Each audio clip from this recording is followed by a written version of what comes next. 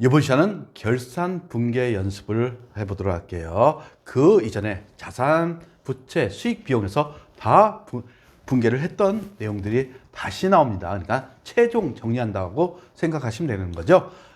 첫 번째 문제 보시면 12월 31일 매월 말일 지급하는 12월 귀속 사무실 임차료 50만 원이 미지급됐다.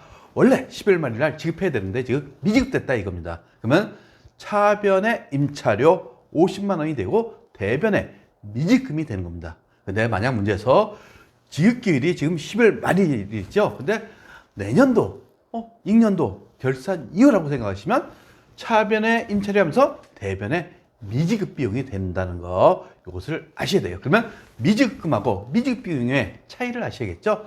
미지급금은 채무가 확정된 겁니다.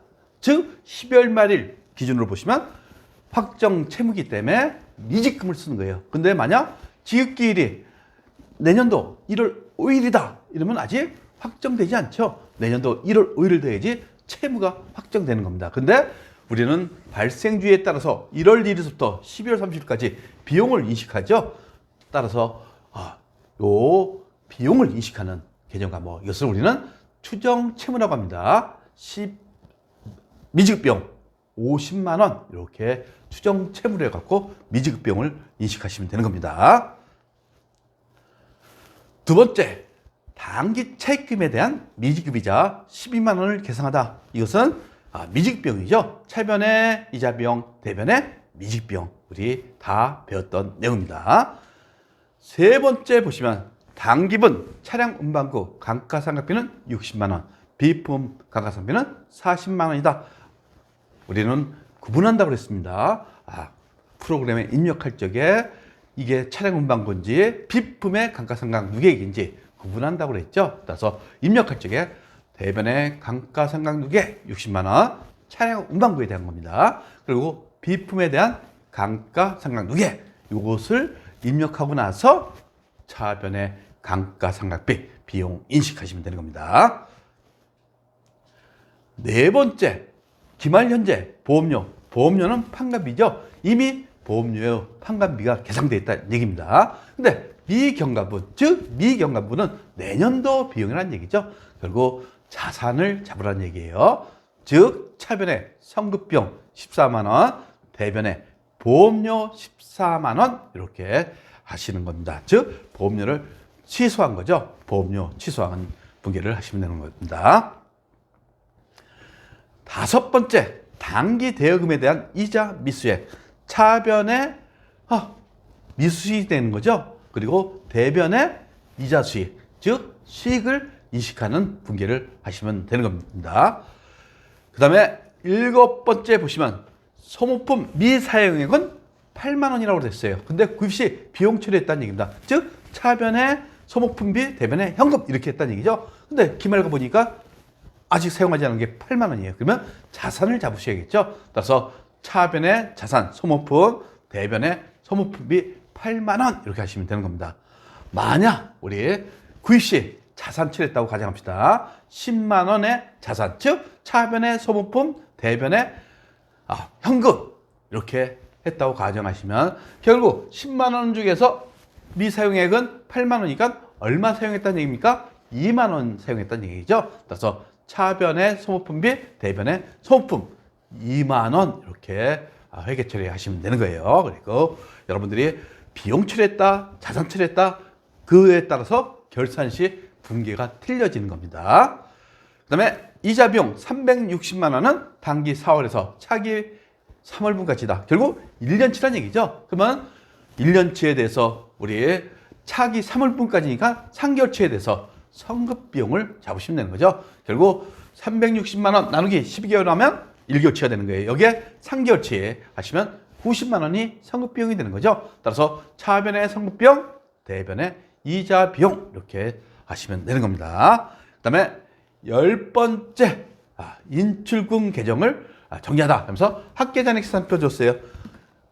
자본이기 때문에 대변이 있죠. 결국 합계 우리 1000만 원에서 950만 원 차감한 인출금 잔액이 얼마? 50만 원 있다는 얘기죠. 이것을 어떻게 정리하라는 얘기입니다. 인출금을 뭘로 대체된다고요? 우리 자본금으로 대체된다고 그랬죠. 따라서 인출금을 날리시고 자본금 50만 원을 회계 처리하시면 되겠습니다. 그 다음에 11번째는 우리 외화가 나오네요. 지금 외상매입금 부채예요. 1200만 원. 그래서 $10,000. 그러면 1달러당 얼마? 1200원 됐다는 얘기죠. 근데 지금 결산일, 환율에서 평가하고 있다 하면서 1달러당 1100원이다. 1200원에서 1100원 됐어요. 그러면 좋아요, 나빠요? 부채니까 부채가 줄어드는 거죠. 좋다는 얘기입니다. 그렇죠? 만약 자산일 경우에는 나쁜 거죠. 근데 이제 부채일 경우에는 지금 부채 금액이 떨어진 거예요. 따라서 환산손이 지금 $1000 곱하기 1100원. 이게 기말 공정가액이 되는 거예요. 근데 지금 장부가액이 1200만 원이죠. 지금 부채가 100만 원 줄어들었으니까 이익이 발생한 겁니다. 따라서 대변의 외화 환산 이익, 영업의 수익이 되는 거죠. 그리고 차변에 외상 매입금이라고 되어 있죠. 그러니까 외상 매입금 줄이시는 회계 처리하시면 되는 겁니다. 그 다음에 13번 문제 보시면 외상 매출금 받으러 온 잔액에 대해서 1%의 대손상각비를 계상하시오. 이렇게 되어 있어요. 그래서 다음은 합계 잔액 시산표를 조회한 걸게 하다. 알겠죠? 그러면서 여기에 잔액 1000만 원 잔액이 있고 2000만 원 잔액이 있죠? 외상 매출금하고 받으러. 여기에 몇 퍼센트? 1%. 그리고 여기 대변에 보시면 대손충당금 잔액 있죠? 그러면 외상 매출금에 대한 대손상각비 1000만 원 곱하기 1%. 이게 대손추산액이 되는 거예요. 그리고 5만 원을 차감하니까 5만 원에 대해서 설정하시면 되는 겁니다. 그 다음에 받으러옴에 대해서는 2천만 원의 1%죠? 그러니까 20만 원이에요. 결국 설정 전 잔액이 5만 원 똑같이 있네요. 15만 원 설정하시면 되는 겁니다. 그러면 대손충당금, 외상매출금에 대한 대손충당금 5만 원하고 받으러옴에 대한 대손충당금 15만 원, 그리고 차변의 대손상각비, 판관비 계정으로 이렇게 처리하시면 되는 겁니다. 14번째, 기말 상품 재고액은 500만 원이다. 합계 잔액 시산표를 조회한 결과 다음과 같다 하면서 차변 잔액, 이게 뭡니까? 공부했죠? 판매 가능 재고.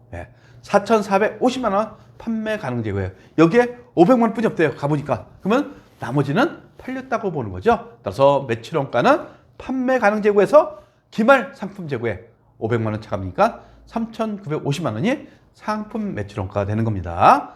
따라서 차변의 상품 매출원가, 대변의 상품 이렇게 회계 처리하시면 되는 거죠. 따라서 결산 분계는 그다지 어려운 내용이었고 과거에 했던 분계를 정리 차원에서 한다고 생각하시면 되겠습니다. 구독과 좋아요는 우리에게 큰 힘이 됩니다.